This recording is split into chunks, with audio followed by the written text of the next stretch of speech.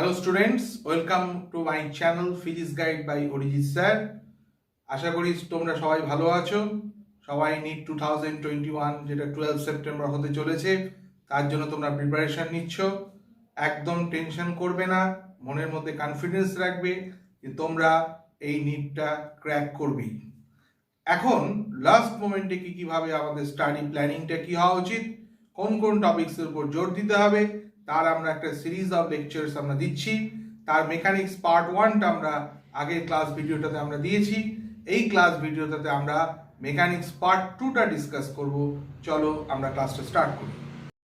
2021 12 September coming যে NEET exam আমাদের আসতে চলেছে, সেখানে আমরা আগের ক্লাসটাতে আমরা মেকানিক্সের উপর কোন কোন কোশ্চেন্স আসতে পারে সেটা যেমন ডিসকাস করেছি, তার সেকেন্ড পার্টটা আমরা শুরু করছি।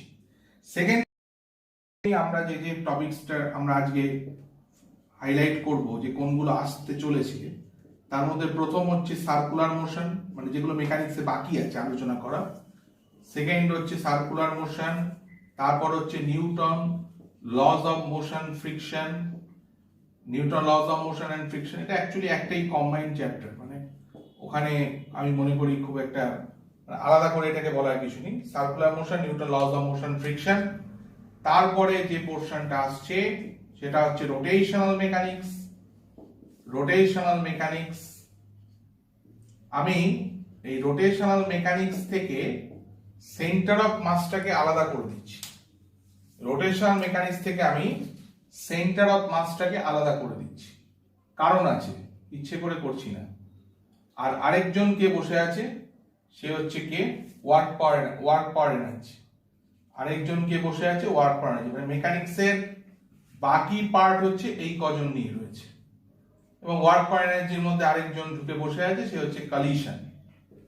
তো এই যে পার্টটা, অর্থাৎ circular motion, Newton laws of motion, friction, rotational mechanics, centre of mass, work power energy, তার মধ্যে আমি তোমাদেরকে তোমাদের ইয়ারে মানে 2021 এর সবচেয়ে হাইলাইট করতে হবে যে জায়গাটা, সেটা হচ্ছে কিন্তু ভাই রোটেশনাল মেকানিক্স। রোটেশনাল মেকানিক্স তোমাদের বেলায় মারাত্মক ইম্পর্টেন্ট।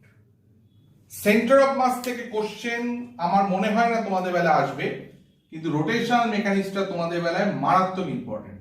মানে তুমি এক্সপেক্ট করতে পারো 2 থেকে 3টে কোশ্চেন, যদি 4টে কোশ্চেন আছে আমি অবাক হব না। তুমি ধরে রাখতে পারো এখানে 8 to 12 মার্কস এখানে রয়েছে, এবং 8 to 12 মার্কস কিন্তু এখানে রয়েছে, অর্থাৎ 2 থেকে 3টে কোশ্চেন, 8 to 12 মার্কস এখানে রয়েছে। রোটেশনাল মেকানিক্স মারাত্মক ইম্পর্টেন্ট। এবং মুশকিলটা হচ্ছে স্টুডেন্টসদের যেটা মেইন সমস্যা, সেটা হচ্ছে রোটেশনাল মেকানিক্স নিয়ে তাদের একটা অ্যালার্জি আছে, তারা বুঝতে পারে না, তাদের কনসেপ্টে ঘাটতি থাকে, কিন্তু তা ঘাটতি থাকার কথা নয়। কারণ একটু বুদ্ধি করে পড়লে এখান থেকেও কিন্তু ভালো পরিমাণে অ্যান্সার করা যায়, পারলে পুরোটাই স্কোর করা যায়। আমি সেগুলো আইডিয়া দেবো আজকের ক্লাসে। 2021 12 সেপ্টেম্বর যারা দিতে চলেছে এক্সাম, তো প্রথম যেটা আমি বললাম রোটেশনাল মেকানিক্স তোমাদের বেলা সবচেয়ে ইম্পর্টেন্ট জায়গা।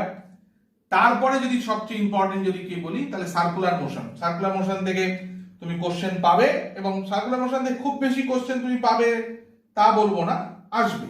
সার্কুলার মোশন থেকে কোশ্চেন তোমাদের বেলা আসবেই, বরং আমি যেটা 1D আর 2Dটা মানে সেই জায়গার থেকে সার্কুলারটাকে বেশি জোর দেবো। এখান থেকে তুমি বড় জোর একটা কোশ্চেন এক্সপেক্ট করতে পারো, সিঙ্গেল কোশ্চেন, একটা কোশ্চেন, বড় জোর 2টো কোশ্চেন, 2টো চান্স কম, একটাই ধরে নাও। আমি 4 মার্কসই ধরে রাখলাম, 4 to 8 মার্কস।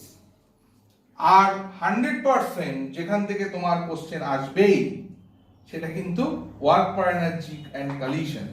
এই জায়গা থেকে তুমি কিন্তু কোশ্চেন 100% পাবে, এবং ওয়ার্ক পাওয়ার এনার্জি কলিশন এই পার্টটা থেকে তুমি কিন্তু মোটামুটি ভাবে এক্সপেক্ট করতে পারো 2টো কোশ্চেন তো কনফার্ম, মানে 2টো কোশ্চেন একদম কনফার্ম এখান থেকে এক্সপেক্ট করতে পারো, যে ওয়ার্ক পাওয়ার এনার্জি কলিশন এই পার্টটা থেকে কিন্তু 2টো কোশ্চেন কনফার্ম। এবং তোমাদের বেলায় রোটেশনাল মেকানিক্স আমি ডবল স্টার দেব, work power energy double star দেব, সার্কুলার মোশনকেও ডবল স্টার দেব, ঠিক আছে।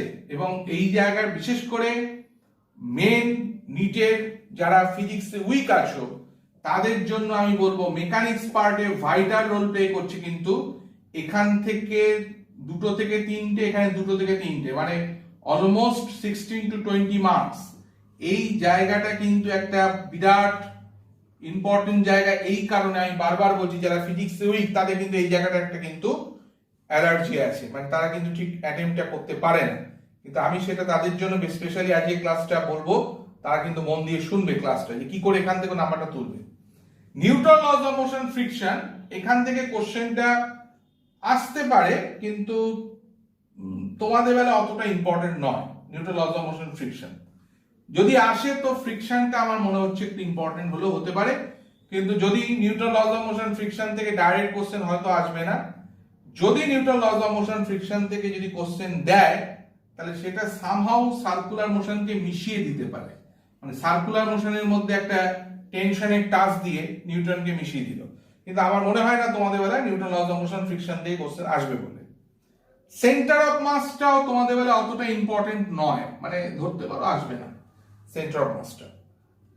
তার মানে তোমাদের বেলায় জোরটা দিতে হবে, মানে আজকের ক্লাসে যে টপিকসটার উপর আমাদের আলোচনা করার তার মধ্যে জোরটা দিতে হবে circular motion, rotational mechanics, work energy collision. তো চট করে আমি বলে দিই যে কোন কোন পার্টগুলোকে জোর দিতে হবে। আলোচনার শুরুটা আমি কোথা দিয়ে করব? রোটেশনাল মেকানিক্স দিয়ে শুরু করছি, কারণ ওটা সবচেয়ে ইম্পর্টেন্ট। তারপর ওয়ার্ক এনার্জি ইম্পর্টেন্ট, লাস্টে সার্কুলার মোশন। তিনটের উপর আমি মেনলি আজকে এখানে আলোচনা করব, কারণ যে তিনটে থেকে তোমাদের কিন্তু অন্তত পক্ষে 8 8 16 প্লাস 4 20 মার্কস রয়েছে, বিশাল ইম্পর্টেন্ট জায়গা। মানে এই 20 মার্কস কিন্তু 11 এর পার্টের একটা ডিসাইডিং ফ্যাক্টর। যদি কেউ 20 মার্কস তুলে ফেলতে পারে তার কিন্তু ফিজিক্সে বিরাট একটা গ্রোথ চলে আসলো। তো চলো স্টার্ট করি প্রথমে রোটেশনাল মেকানিক্স। দেখো রোটেশনাল মেকানিক্সে কিন্তু একটা ইন্টারেস্টিং পয়েন্ট কি জানো, আমি সেন্ট্রাল মাসটা কিন্তু এর মধ্যে ধরছি না, কিন্তু আগেও বলে দিচ্ছি। রোটেশনাল মেকানিক্সের সবচেয়ে ইন্টারেস্টিং পয়েন্টটা হচ্ছে এটাই যে এই যে রোটেশনাল মেকানিক্স পার্টটা রয়েছে, এই রোটেশনাল মেকানিক্স পার্টটা যদি জেই এর মেন্স এন্ড অ্যাডভান্স যারা দেবে তার কোশ্চেনের ট্র্যাকটা পুরো আলাদা, আর নিটের ক্যান্ডিডেট ট্র্যাকটা পুরো আলাদা। আমি নিজে দেখেছি স্টুডেন্টসরা মেন সমস্যায় যেটা পড়ে যে তারা বুঝতে পারে না যে কোশ্চেনটা অ্যাকচুয়ালি কোন ট্র্যাকে যাচ্ছে।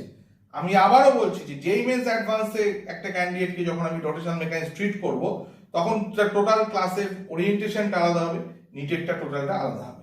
তো রোটেশনাল মেকানিক্সে আমাদের নিটের মেনলি তিনটে পার্টের উপর কোশ্চেনটা ওরা দেয়। খুব বেসিক কোশ্চেন আছে, কিন্তু ওই যে বললাম যে স্টুডেন্টসরা যখন বিভিন্ন এই কোশ্চেন ওই কোশ্চেন দেখতে দেখতে ভয় পেয়ে যায় প্র্যাকটিক্যালি, কিন্তু এখান থেকে নাম্বার তোলা যায়। আমি চারটে পার্ট মেনলি হাইলাইট করব। প্রথম যে পার্টটা হাইলাইট করবো সেটা হচ্ছে ইনক্লাইন প্লেন। ইনক্লাইন প্লেনের সাথে একটা রোলিং বডি রিলেশনের উপর কিন্তু আমার চারটে একদম পার্টিকুলার পয়েন্ট দাঁড়িয়ে আছে। ইনক্লাইন প্লেনের সাথে রোলিং বডি, এখানটা এই আন্ডারে চারটে কেস আছে। এখন অতটা আলোচনা করা তো মুশকিল এই শর্ট টাইমে, তবু আমি হিন্টস দিয়ে দিচ্ছি কোনটার কথা আমি বলতে চলেছি। সেটা হচ্ছে একটা ইনক্লাইন প্লেন রয়েছে, এখানে একটা সিস্টেম রোটেট করছে। এই সিস্টেমটা রোটেট করছে, এই সিস্টেমটা কি কি হতে পারে? ওদের প্রেফারেন্স হচ্ছে সলিড স্ফিয়ার আর সিলিন্ডার। ওদের প্রেফারেন্স হচ্ছে সলিড স্ফিয়ার আর সিলিন্ডার, এইটা হচ্ছে ওদের প্রেফারেন্স। তার সঙ্গে নিজের সেফ সাইডের জন্য ডিস্কটা দেখে রাখবে, ঠিক আছে?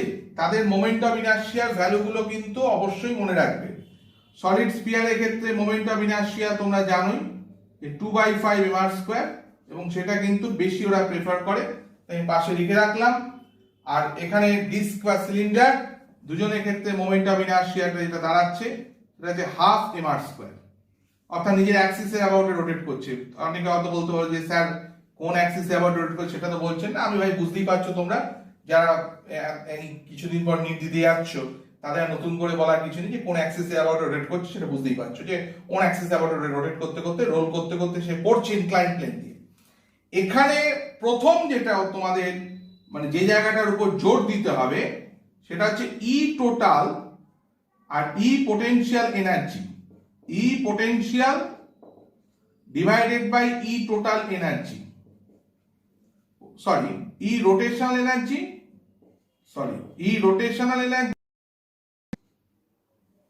By E total energy.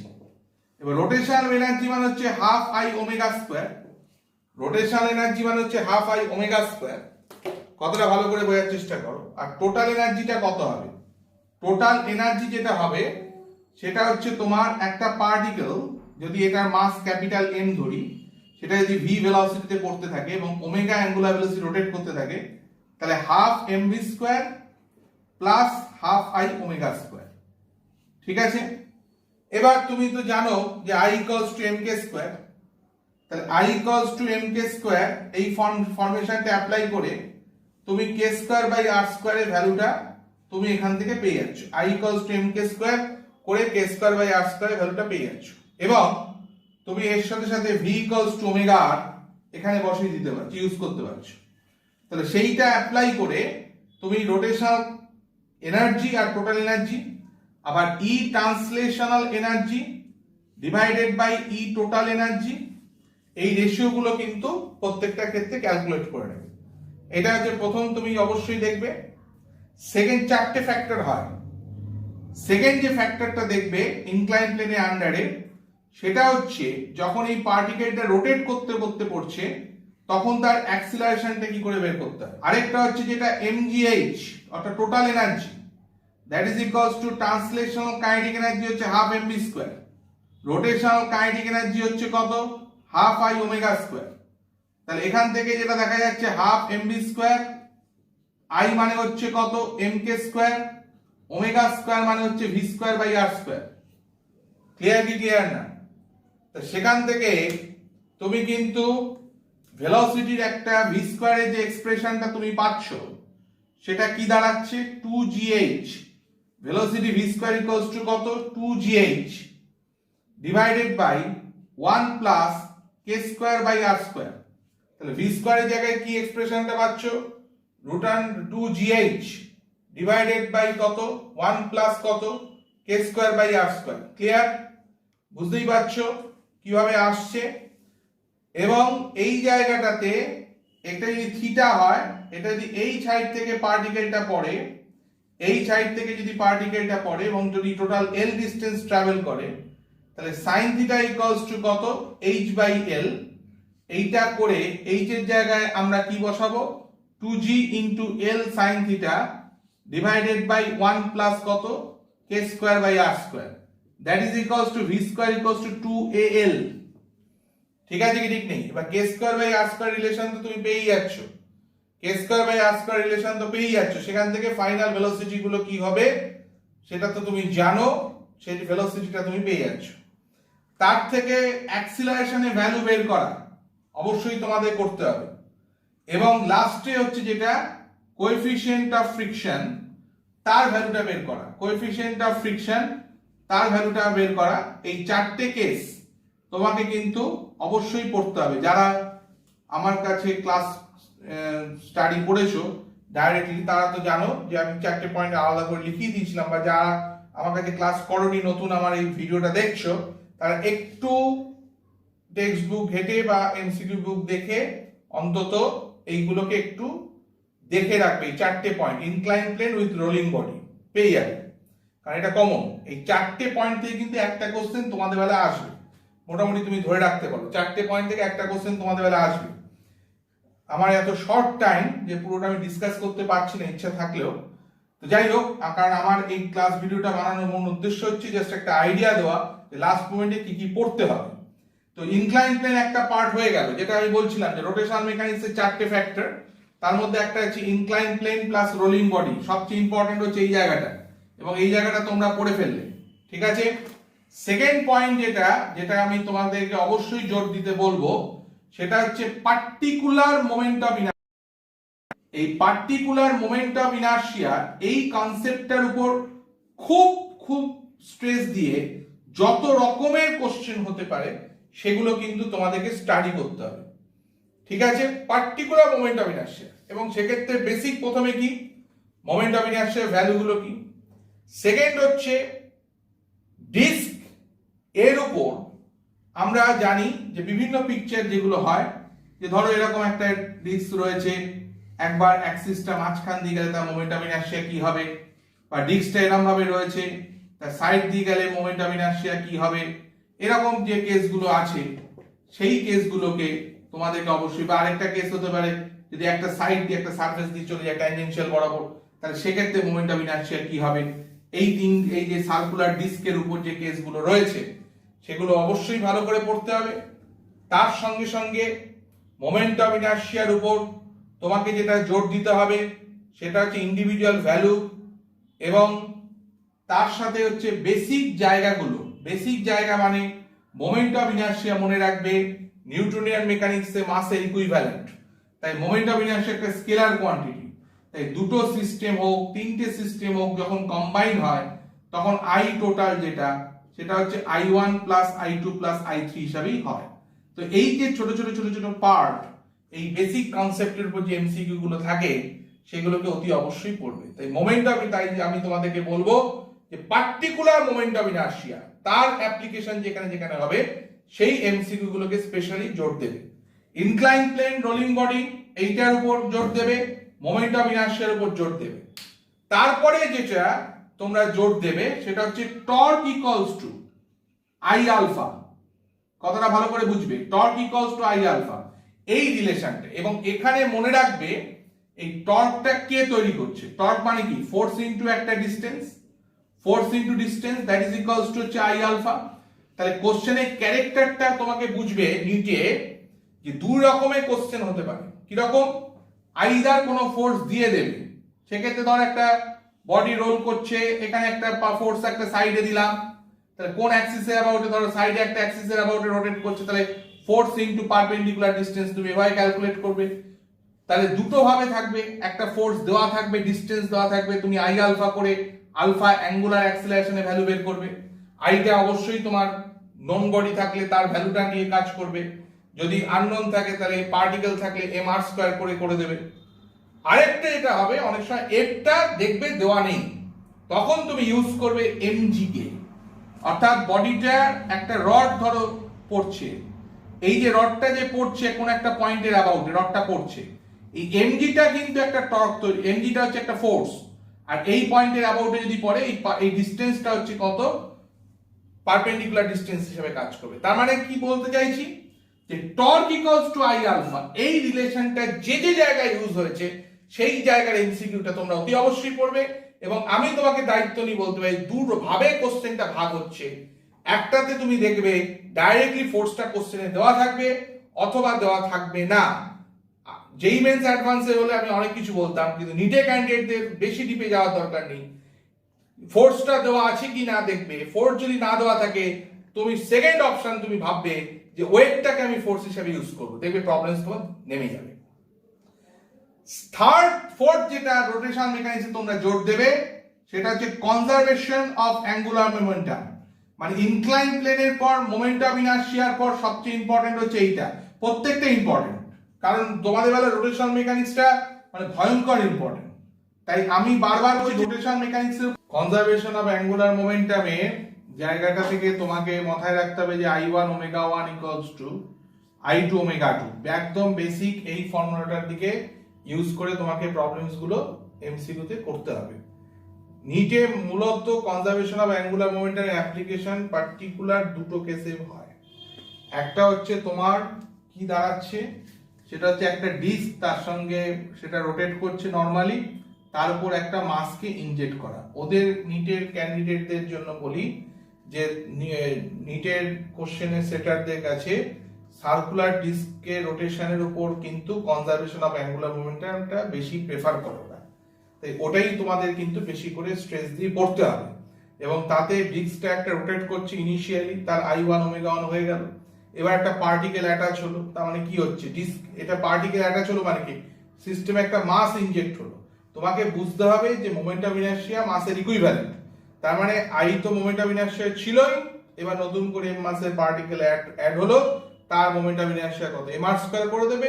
তারপর তার সেক্ষেত্রে তাহলে কি হবে, শুরুতে যে I1 ওমেগা 1 ছিল এখন তাহলে কি হবে I1 এরকম থাকলো, তার সাথে M omega M R square into omega 2 হয়ে গেল।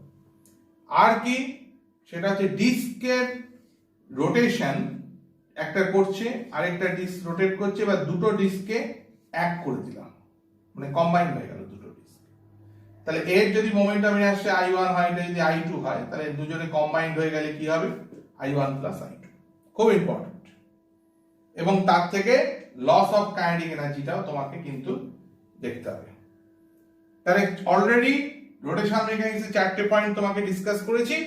আর ফিফথ পয়েন্টে যেটা আমি তোমাকে বলবো সেটা হচ্ছে যে rotational kinetic energy that is equals to half I omega square, এই আইডিয়াটার উপর কিছু এমসিকিউ দেখে রাখবে। আমি বারবার বলছি যে রোটেশনাল মেকানিক্স নিয়ে ভয়ঙ্কর কিছু নিউমেরিক্যালস, ভয়ঙ্কর কিছু টাফ লেভেলে কোশ্চেন করার কোনো প্রয়োজন নেই। বেসিক কোশ্চেন যদি তুমি করো, এখান থেকে তোমাদের বেলায় আমার আইডিয়া দুটো তো আসবেই, তিনটেও আসতে পারে। তো তিনটে কোশ্চেন থেকে ডেফিনেটলি তুমি কিন্তু তিনটেই অ্যাটেন্ড করতে পারবে, আর যদি না পারো অ্যাটলিস্ট দুটো অন্তত করে আসতেই হবে। এই টার্গেট নিয়ে এগোবে। রোটেশনাল মেকানিক্সে আলোচনা করার পর আমি যেটার উপর তোমাদেরকে ফোকাস করব সেটা হচ্ছে সার্কুলার মোশন। সার্কুলার মোশন এই পার্টটার উপর আমি একটা কথাই বলবো যে সার্কুলার মোশনের জায়গাটা তো মারাত্মক ইম্পর্টেন্ট, বুঝতেই পারছো। তো সার্কুলার মোশনটা মোটামুটি ভাবে তুমি ধরে নিতে পারো যে তোমাদের বেলায় কোশ্চেন আসছে। এখন এই সার্কুলার মোশন যেটা তোমাদের বেলায় কোশ্চেন আসছে সেইটা মূলত তোমরা কি কি পার্টের উপর জোর দেবে। দেখো, সার্কুলার মোশনটাকে স্পেশালি তুমি প্রথমে 5খানা পার্টে ব্রেক করে নাও। প্রথম হচ্ছে কনসেপ্ট অফ অ্যাক্সিলারেশন। আমি দেখেছি যে পার্টিকুলার অ্যাক্সিলারেশনের যে কনসেপ্ট সেটাই একটা স্টুডেন্টের ক্লিয়ার থাকে না। প্রথমেই বলে রাখি যে সার্কুলার মোশন যখন হচ্ছে তখন একটা কাজ করছে কে, ট্যানজেনশিয়াল অ্যাক্সিলারেশন। ট্যানজেনশিয়াল অ্যাক্সিলারেশনটা আসছে কিভাবে, ডিভি বাই ডিটি। এইটা তোমাকে ভেলোসিটি যদি ডাইরেক্ট কোনো ভ্যারিয়েবল ফ্যাক্টর দেয় তাহলেই কিন্তু এই ট্যানজেনশিয়াল অ্যাক্সিলারেশন পার্টটা কাজ করবে। যদি বলে যে একটা পার্টিকেল কনস্ট্যান্ট স্পিডে যাচ্ছে ভাই, তাহলে কনস্ট্যান্ট স্পিডে যদি যায় একটা পার্টিকেল সার্কুলার মোশন করে, তাহলে ট্যানজেনশিয়াল অ্যাক্সিলারেশন তখন কত হয়ে যাবে, 0। তার মানে তোমাকে বুঝতে হবে যে কোশ্চেনটা তোমাকে সেন্সটা বুঝতে হবে যে ট্যানজেনশিয়াল অ্যাক্সিলারেশনটা এখানে এক্সিস্ট করছে কি করছে না সেটাকে ফার্স্টে বুঝতে হবে। যেখানে এক্সিস্ট করার কথা থাকবে সেখানে পরিষ্কার ভেলোসিটি এক্সপ্রেশনটাকে টাইম ফ্যাক্টর দিয়ে বা কোনো একটা ভ্যারিয়েবল দিয়ে ওরা রিপ্রেজেন্ট করে দেবে। আর যদি ভেলোসিটি এক্সপ্রেশনটা যদি সেভাবে রিপ্রেজেন্ট না করে তাহলে অন্তত ল্যাঙ্গুয়েজে বলতে পারে যে এইটা ভেলোসিটি চেঞ্জ আসছে। যদি বলে কনস্ট্যান্ট স্পিডে যাচ্ছে তাহলে ট্যানজেনশিয়াল অ্যাক্সিলারেশন কিন্তু নেই। কিন্তু মনে রাখতে হবে যে towards the centre radial acceleration অবশ্যই যেটা কাজ করবে সেটা হচ্ছে V square by R or omega square R. এইটা কিন্তু কোন রকম কিন্তু পার্টিকেল কিভাবে মোশনে রয়েছে তার উপর ডিপেন্ড করে না, এটা থাকবেই। এবং নেট অ্যাক্সিলারেশন যেটা কাজ করছে সেটা হচ্ছে দুটো ভেক্টরের রেজাল্টেন্ট, দ্যাট ইজ এটি স্কোয়ার প্লাস এন স্কোয়ার। এই কনসেপ্টের উপর কিন্তু তোমাকে এমসিকিউটা ফার্স্টে ভালো করে রেডি রাখতে হবে। তোমাদের বেলা কিন্তু এই কনসেপ্টের উপর কিন্তু ইম্পর্টেন্ট আমি মনে করছি। এবারে দেখো, নেট অ্যাক্সিলারেশন হচ্ছে কত, এটি স্কোয়ার প্লাস এন স্কোয়ার করে দিলাম। কোশ্চেনটাকে বুঝতে হবে, কোশ্চেনের সেন্সটা তোমাকে নিতে হবে। তাহলে সার্কুলার মোশনে এটা গেল প্রথম কনসেপ্ট যেটা আমি তোমাকে বলবো যে এই পার্টটার উপর এমসিকিউ তোমাকে অবশ্যই ভালো করে দেখতে হবে। এবং ভালো বলতে মানে রীতিমতো পয়েন্ট করে করে স্টাডি করে করে আলাদা করে একটা সেগমেন্ট করে জিনিসটাকে স্টাডি করবে। সেকেন্ড হচ্ছে যেটার উপর আমি দেব সেটা হচ্ছে হরাইজন্টাল সার্কুলার মোশন। এই হরাইজন্টাল সার্কুলার মোশন এইটা এবং ভার্টিক্যাল সার্কুলার মোশন এইটা তোমাদের বেলা বেশ ইম্পর্টেন্ট। মানে অ্যাকচুয়ালি সার্কুলার মোশনে তো বেশি ভ্যারিয়েশন নেই, তাই প্রত্যেকটা পার্টকে ভালো করে করবে, কোশ্চেন তোমাদের বেলা আসতে চলেছে। এবার হরাইজন্টাল সার্কুলার মোশন ঠিক এক্স্যাক্টলি দুটো প্যাটার্নে ভাগ হচ্ছে। কিরকম, যে আইদার একটা স্ট্রিং রয়েছে, একটা পার্টিকেল আছে, এটা রোটেট করছে, কিন্তু তুমি যদি এই রোটেশনটাকে দেখো একটা প্লেন সারফেসের উপর রোটেট করছে, মানে যে সারফেসে পার্টিকেলটা রোটেট করছে সেই সারফেসে সেন্টারটা সেই সারফেসে আছে। তার মানে এখানে টেনশন টিটা ব্যালেন্স করছে কার সাথে, এম ওমেগা স্কয়ার আর এর সাথে।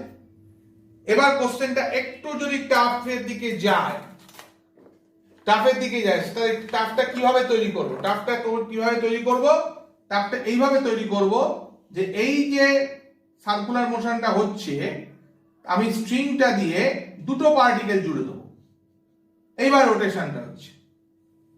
তার মানে তখন কি হবে, এখানে টেনশনটা T1, এখানে টেনশনটা T2, দুজনের ক্ষেত্রে এম ওমেগা স্কয়ার আর বাইরে দিয়ে কাজ করবে। আরটা অবশ্যই ভ্যারি করবে, এক একজনের ক্ষেত্রে আরটা এক এক রকম। তাহলে এই একটা কনসেপ্ট আসলো হরাইজন্টাল সার্কুলার মোশনে। আর কি কনসেপ্ট আসতে পারে, যে পয়েন্ট অফ সাসপেনশন যেটা আছে তার থেকে ডিফারেন্ট প্লেনে পার্টিকেলটা সার্কুলেট করছে। পয়েন্ট অফ সাসপেনশন যেটা রয়েছে তার থেকে পার্টিকেলটা ডিফারেন্ট প্লেনে পার্টিকেলটা সার্কুলেট করছে। এই ধরনের নিউমেরিক্যালস যখন দেবে এমসিকিউতে, আমি তোমাকে একটা পয়েন্ট বলে দিচ্ছি, সেটা হচ্ছে এমজি তো এদিকে ওয়েট কাজ করছে, এই টেনশন টিটা আছে, এই টিটাকে কম্পোনেন্টে ব্রেক করবে, মানে এইটা থিটা হলে এটাও থিটা, তাহলে টিটাকে কম্পোনেন্টে ব্রেক করে তুমি কিন্তু প্রবলেমসটাকে নামানোর চেষ্টা করবে। এমজিটাকে কম্পোনেন্টে ব্রেক করতে যাবে না, বেটার হচ্ছে টিটাকে কম্পোনেন্টে ব্রেক করা। এটা থিটা আছে, এটা হচ্ছে টেনশন টি, তাহলে থিটা হলে এদিকে টি কস থিটা, এদিকে হচ্ছে টি সাইন থিটা, আর এদিকে হচ্ছে এম ওমেগা স্কয়ার আর। এত শর্ট টাইম, যাই হোক তবু একটা আইডিয়া দিয়ে দিলাম। তাহলে হরাইজন্টাল সার্কুলার মোশন দুটো এন ফ্যাক্টরের উপর কাজ করে, বোঝা গেল নিশ্চয়ই। থার্ড যে ফ্যাক্টরটা রয়েছে সেটা হচ্ছে ভার্টিক্যাল সার্কুলার মোশন। কোনো এক্সট্রা কিছু নয়, ভার্টিক্যাল সার্কুলার মোশন বোর্ডের যে থিওরি বুক তাতে যা পড়েছো তাই পড়বে, একদম স্ট্রেট। যে ওই যে পার্টিকেলটা যাচ্ছে, লোয়েস্ট পয়েন্টে ভেলোসিটি হচ্ছে মিনিমাম যেটা দরকার √5gl, টপ পয়েন্টে ভেলোসিটি হচ্ছে কত √gl, তার করসপন্ডিং টেনশন, এগুলোকে তুমি ক্যালকুলেট করবে। কোনো এদিক ওদিকের দিকে যাবে না, কোনো এক্সট্রা কিছু পয়েন্টের দিকে যাবে না। তাহলে first point, second point, third, এই সরি হ্যাঁ সার্কুলার মোশন তিনটে পয়েন্ট আমরা করলাম। এর সাথে আমার যেটা মনে হচ্ছে সেটা হচ্ছে যে অনেক সময় তোমাকে সার্কুলার নিউটন থেকে আলাদা কোশ্চেন থেকে ফ্রিকশনটা আসতে পারে, তোরা হয়তো এরকম করে দিতে পারে যে ফ্রিকশন আর সার্কুলারকে মিশিয়ে দিল, মানে ফ্রিকশনটাও টাচ হয়ে গেল, আবার সার্কুলারের একটা কোশ্চেন চলে আসলো। যদি সেরকম টাইপের দেয় তাহলে দুই ধরনের কেস হতে পারে, একটা হরাইজন্টাল সার্কুলার মোশন আর একটা যে ভার্টিক্যাল সার্কুলার মোশন। মানে এখানে একটা পার্টিকেল আছে, তাহলে এই দিকে যে পার্টিকেলটা আছে, বাইরের দিকে যে ফোর্সটা কাজ করছে সেটা হচ্ছে এম ওমেগা স্কয়ার আর, আর এদিকে কাজ করবে ফ্রিকশন, তার উপর কনসেপ্টের উপর করতে হবে।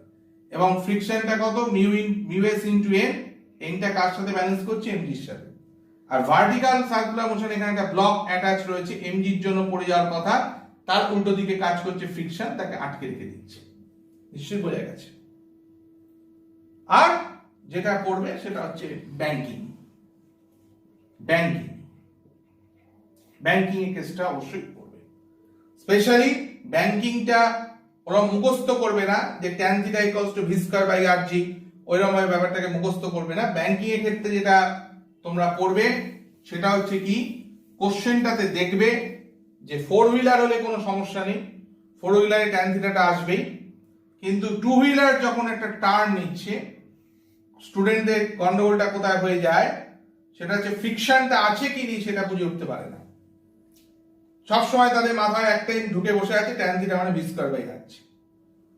কিন্তু এরকমও তো হতে পারে যে টু হুইলারটা টার্ন নিচ্ছে, রেডিয়াস হচ্ছে r রেডিয়াসে, mgটা হচ্ছে weight of the particle, normal reaction force m, বাইরের দিকে অবশ্যই যেটা ফোর্সটা কাজ করবে m ওমেগা স্কয়ার r, কিন্তু তার উল্টো দিকে ফোর্স অফ ফ্রিকশন তাকে ওই জায়গাটা ব্যালেন্স করে দিচ্ছে মিউ এস ইনটু এন।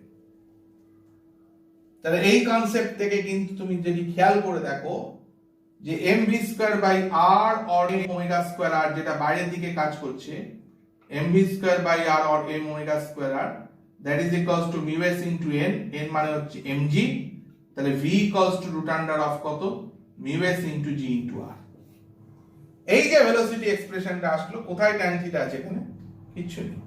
তাহলে tan θ কনসেপ্ট টু হুইলারে কখন আসবে? যখন আমি একটা এমসিকিউ তে মিউ এর কোনো ডেটা দেখবো না, তখন ও কি করলো, ওই টু হুইলারটা কি করলো, রোডে যখন টার্ন নিচ্ছে দিকে ইনক্লাইন্ড হয়ে গেল। তাহলে নরমাল রিঅ্যাকশন ফোর্স n, এদিকে থিটা, এদিকে হচ্ছে n cos θ, এদিকে হচ্ছে n cos θ, এদিকে হচ্ছে n sin θ, এদিকে হচ্ছে mg, তার সাথে ব্যালেন্স করছে কে mv স্কয়ার বাই r। তাহলে দেখতে পাচ্ছ যে সার্কুলার মোশনে টু হুইলার, ফোর হুইলার আর টু হুইলারের যে দুটি কনসেপ্ট, তাতে কিন্তু বারবার বলছি স্টুডেন্টরা এই ট্র্যাপে পড়ে যায় যে কোশ্চেনটা তাদের মাথায় কাজ করে tan θ v square by r, যেটা এখানে আসবে n cos θ mg, n sin θ mv square by r, সেখান থেকে কি আসছে tan θ equals to কত v স্কয়ার বাই r, যেটা চলে আসছে। কিন্তু একটা কোশ্চেনে মিউ এর ভ্যালু দিয়ে দিয়েছে, অ্যাপ্লাই হবে হবে না, তখন কিন্তু তোমাকে এইভাবে ভেলোসিটি বের করতে হবে। ফোর হুইলারের ক্ষেত্রে ব্যাপারটা আলাদা, ওটা অনেক বেশি সহজ। আরেকটা জিনিস সার্কুলার মোশন অবশ্যই তোমরা দেখে রাখবে, আরেকটা পয়েন্ট, সেটা হচ্ছে কনকেভ আর কনভেক্স সারফেসের উপর কেস। এই কেসগুলোর ক্ষেত্রে অবশ্যই মাথায় রাখবে, বিশেষ করে ফ্যাক্টরটা কিন্তু এটার উপর আবার অনেকগুলো ফ্যাক্টর দাঁড়িয়ে আছে। কিরকম, এই একটা হরাইজন্টাল সারফেস, এর উপর একটা পার্টিকেল আছে, ঠিক আছে? তাহলে নরমাল রিঅ্যাকশন ফোর্সটা কত? Capital N. Weight of the particle কত? mg। এবার এইটা যদি সারফেসটা কার্ভ সারফেস হয়ে গেল, এখানে পার্টিকেল দাঁড়িয়ে আছে, mgটা হচ্ছে weight of the particle, normal reaction force হচ্ছে n2।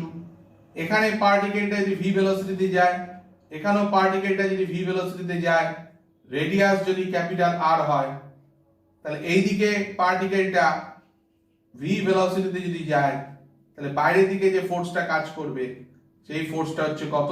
mv²/r। আবার যদি খেয়াল করে দেখো, এইখানে যখন সারফেসটা রয়েছে, পার্টিকেলটা টপ পয়েন্টে বসে আছে, এখানে পার্টিকেলটা v ভেলোসিটিতে যাচ্ছে, এখানে রেডিয়াস হচ্ছে ক্যাপিটাল r, এখানে হচ্ছে mgটা হচ্ছে weight of the particle, surface থেকে নরমাল রিঅ্যাকশন ফোর্স হচ্ছে n3, এবং বাইরের দিকে যে ফোর্সটা কাজ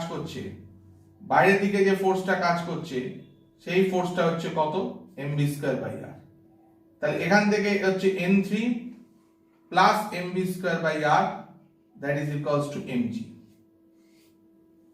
আবার এখানে তুমি যদি খেয়াল করে দেখো, সেটা হচ্ছে n2 equals to mg plus mv²/r।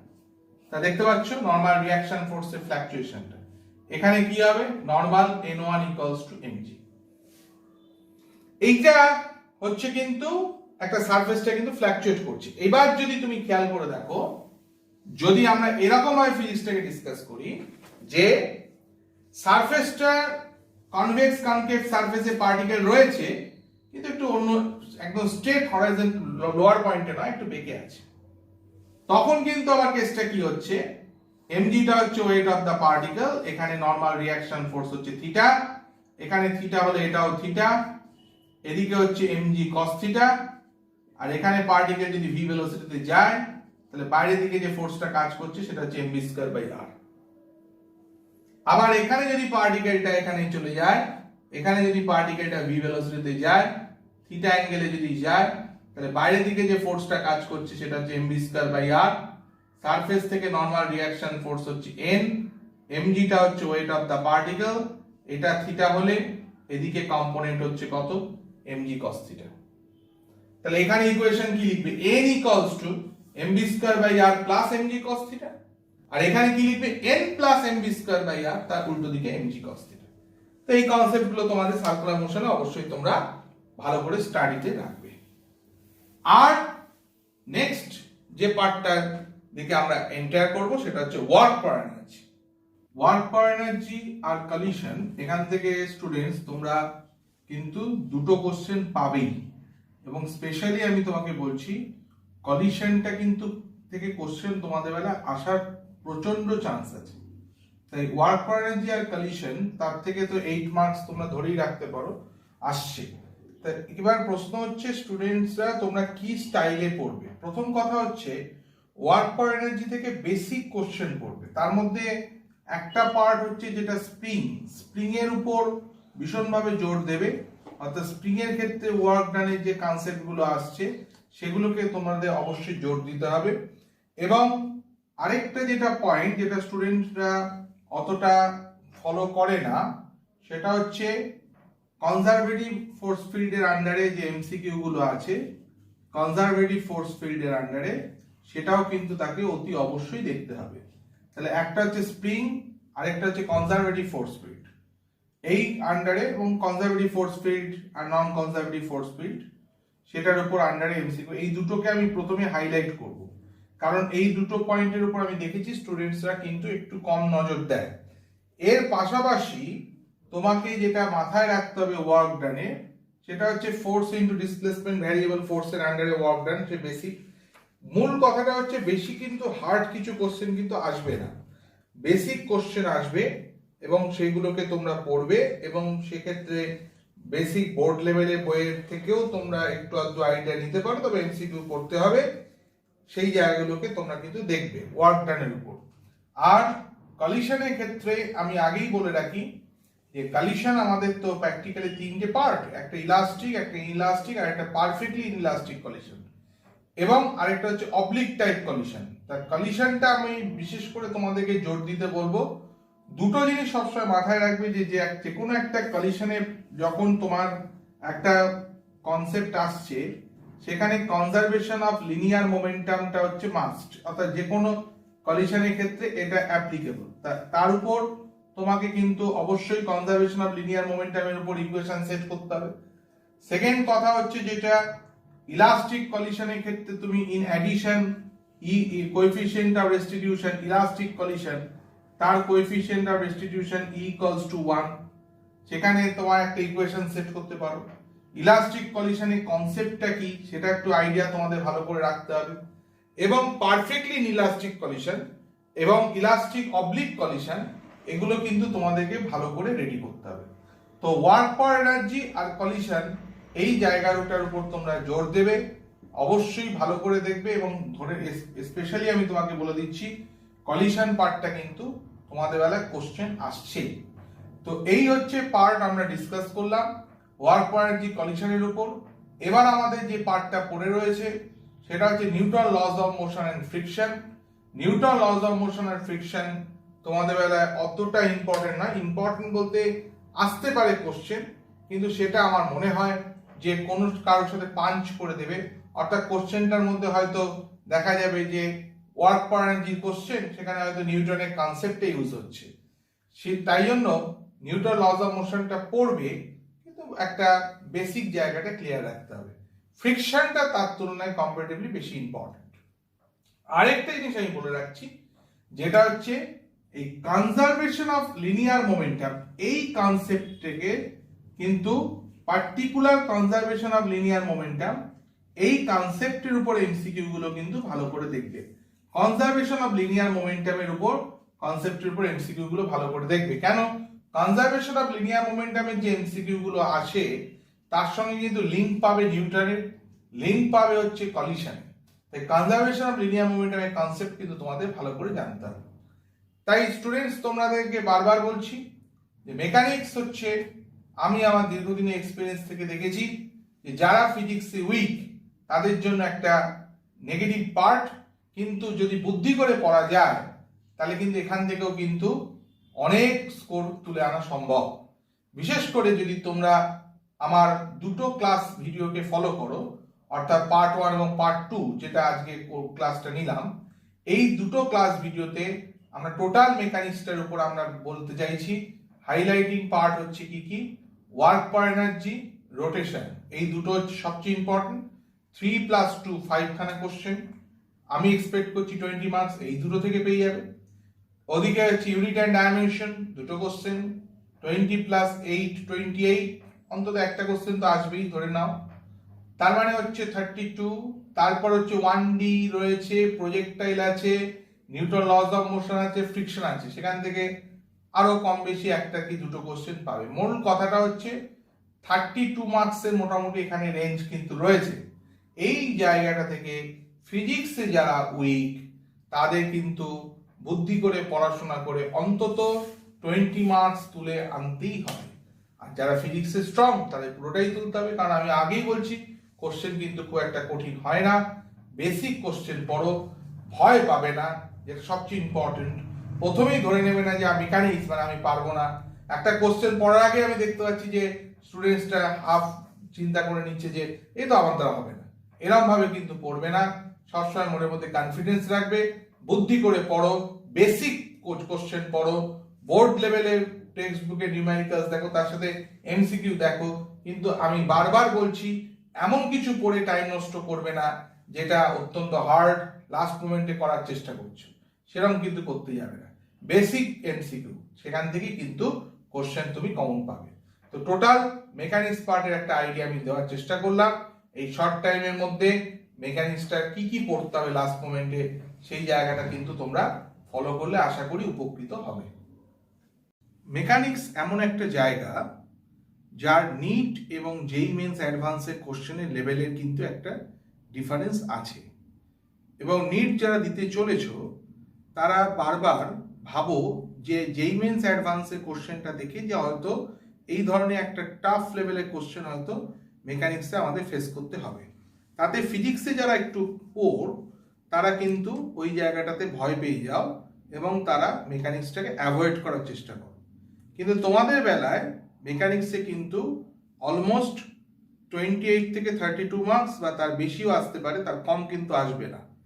তাই যদি কেউ মেকানিক্সটাকে অ্যাভয়েড করতে চাও তাহলে কিন্তু তার অটোমেটিক্যালি নিটের স্কোরটা ফিজিক্সে কমে যাবে। কিন্তু আমি তোমাকে অ্যাসিওর করছি এরকম কিছুই হবে না। তোমরা যদি কনফিডেন্স রেখে বেসিক পড়ে যাও এবং একটু প্ল্যানিং করে যদি মেকানিক্সটা পড়ো তাহলে 100% যারা ফিজিক্সে উইক আছো তারাও কিন্তু 20+ মার্কস 100% গেন করতে পারবে। তাই প্ল্যানিং করে পড়ো, মনে কনফিডেন্স রাখো। আমার মেকানিক্স পার্টের উপর যে আইডিয়াটা তোমাদের দিলাম সেগুলোকে ফলো করে লাস্ট মোমেন্টে স্টাডি করো, 100% তোমরা একটা রেজাল্ট পাবে। Best of luck for coming exam. Thank you for watching this video. ভিডিওটি ভালো লেগে থাকলে একটা লাইক করে দেবে, শেয়ার করে দিও তোমার বন্ধুদের সাথে এবং চ্যানেলটি সাবস্ক্রাইব করতে ভুলো না।